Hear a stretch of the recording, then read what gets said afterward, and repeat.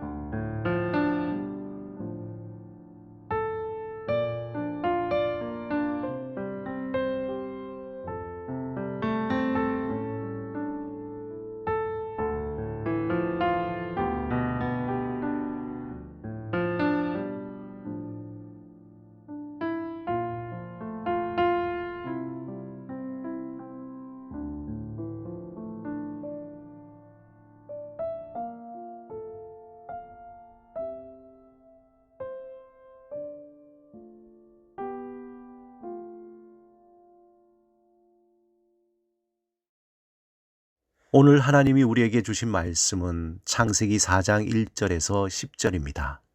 함께 말씀을 읽고 하나님이 우리에게 주시는 음성을 듣겠습니다.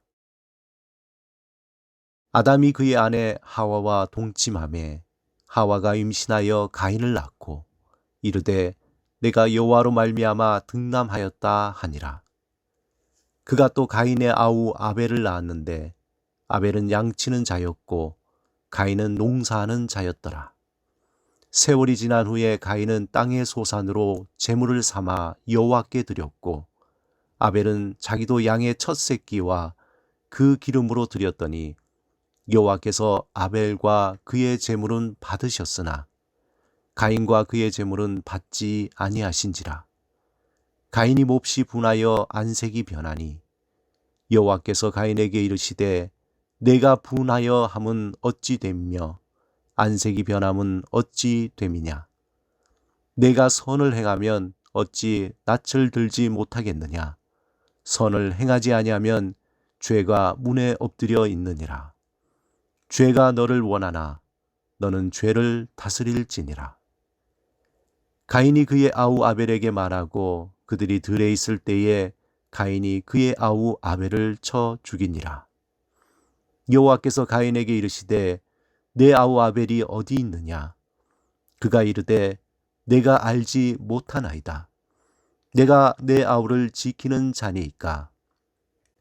이르시되 내가 무엇을 하였느냐.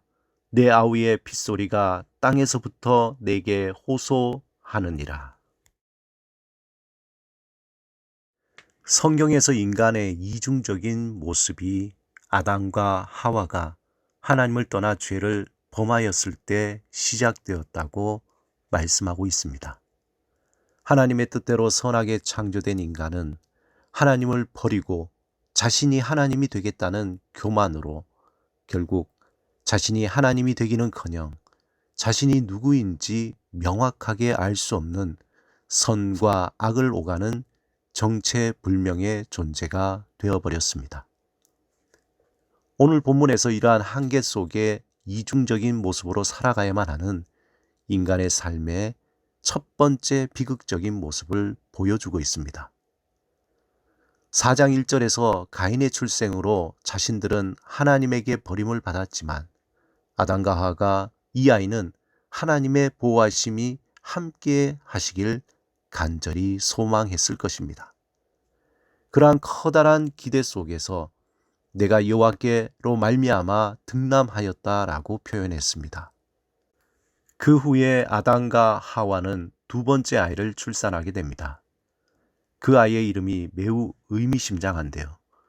그들의 둘째 아이의 이름을 아벨이라고 지었습니다. 이 아벨이라는 히브리어는 하벨인데 이 말의 뜻이 허무입니다. 아담과 하와에게 첫 번째 아들에 대한 기대와 소망은 대단했을 것입니다. 하지만 그들의 기대와 소망과 달리 가인은 실망과 걱정을 주는 존재였을 것입니다. 아담과 하와가 기대했던 것과 달리 전혀 다른 방향의 모습을 통해서 오히려 당황하고 허무함을 느꼈을 것입니다. 그러기에 그들은 둘째 아들의 이름을 아벨 허무라는 이름으로 지었을 거로 생각이 됩니다. 성경에는 가인은 농사를 짓는 사람으로 땅을 의지하며 살아가는 전형적인 인간을 대표하는 존재로 등장했습니다. 아벨은 비록 그의 이름이 허무이지만 인간이 예상과는 달리 하나님의 소망을 담은 존재로 양치기가 되었습니다. 그런데 이 두 형제에게 커다란 사건이 일어났습니다. 가인과 아벨이 각각 한 해의 마지막에 자신들의 소산으로 하나님께 제사를 드렸습니다. 그런데 하나님은 아벨의 제물은 받으셨으나 가인의 제사는 받지 않으셨습니다. 한마디로 아벨의 제사는 믿음으로 가인보다 더 나은 제사였기 때문에 하나님이 받으셨다는 것입니다. 하나님이 받으시지 않은 가인의 제사는 어떠했다는 것입니까?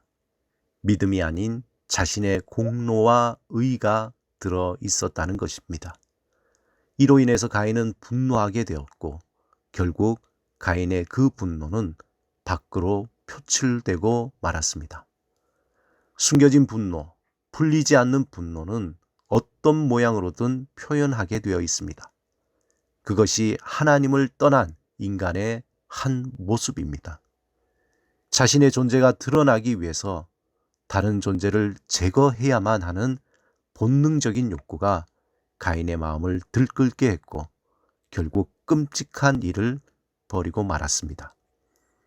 가인의 분노는 그의 아우 아벨에게 인류 최초의 살인을 범하게 되었습니다.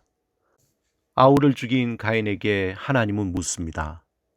내 아우 아벨은 어디 있느냐? 이 질문은 에덴 동산에서 선악과를 먹은 아담에게 하신 하나님의 질문과 오버랩이 됩니다. 아담아, 내가 어디 있느냐? 생명을 살리고 죽이는 것은 하나님에게 속한 것입니다. 그 일을 아담은 자신이 하나님이 되어 스스로 하나님으로부터 생명을 끊어버렸습니다. 사랑하는 여러분, 선악을 알게 된 인간의 역사는 끊임없이 악이 선을 죽이고 선은 악에 의해 살해당하는 모습으로 지금까지 이어져 오고 있습니다. 그 역사의 고리를 끊는 것은 오직 예수 그리스도 안에 있는 믿음으로 가능합니다. 우리가 예수 그리스도 안에서 옛 자 가인이 죽고 새로운 피조물 아벨로 태어날 때 하나님이 받으시기 합당한 제사, 합당한 삶이 되는 것입니다.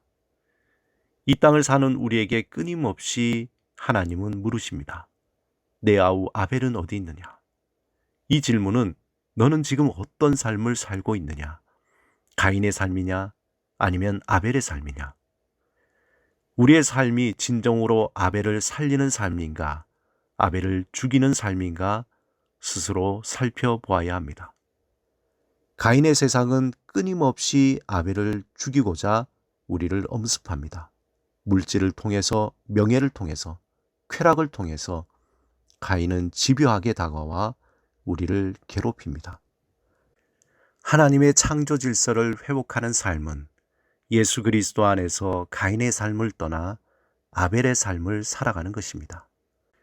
우리 사회에는 가인의 모습으로 환경을 파괴하고 무분별한 소비를 조장하고 자신의 이익을 위해서 다른 사람에게 해를 끼치는 것에 조금도 주저함이 없는 이들이 있습니다.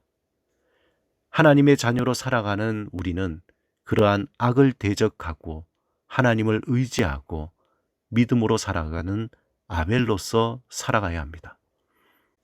날마다 하나님을 갈망하며 하늘의 소망을 의지하며 살아가시는 여러분의 삶이 되시기를 주님의 이름으로 축원합니다.